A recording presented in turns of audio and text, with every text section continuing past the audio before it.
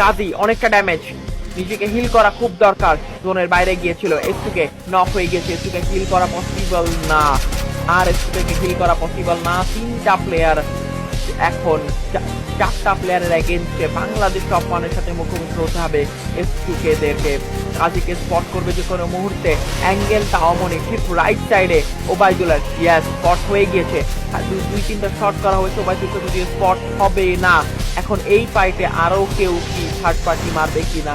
সবচেয়ে বড় ডিসঅ্যাডভান্টেজ হচ্ছে গিয়ে স্নাইপার আলী গেমিং যেটা আছে বাংলাদেশ টপ ওয়ানের কাছে, স্টুডেন্টদের কাছে ম্যাক্সিমাম অ্যাডভান্টেজ একজন কম।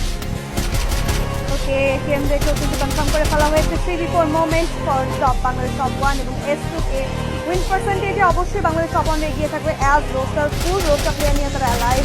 এবং এর আগেও কিন্তু তারা এই যে মুখোমুখি ওয়েট রয়েছে, সেখানে কিন্তু বাংলাদেশ টপ ওয়ান যারা জিতে ছিলেন। রাইট নাও 4v3 মোমেন্ট কাজী চেষ্টা করছেন, কুদ্দুস রয়েছেন, রাহাতও কিন্তু রয়েছে।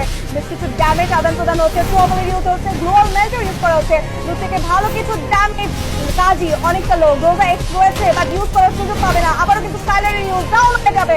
এই মুহূর্তে আলিফ দুর্দান্ত একটা নকডাউন বের করেছে। 2v4 মোমেন্ট ওবায়দুল্লাহ রাজ সামনে থেকে আবারও কুদ্দুস ডাউন হবেন কিনা, বাট কুদ্দুস কিন্তু এই জায়গাটিতে ডাউন করেছিল ওবায়দুল ভাইকে, বাট শেষ মেশ রোস্টার প্লেয়ারের জন্য কিন্তু বেঁচে গেল বাংলাদেশ টপ ওয়ান এবং দুর্দান্ত একটা গেম প্লে লাস্ট মোমেন্টে পর্যন্ত ধরে রেখে একটা আউটস্ট্যান্ডিং কোরিয়া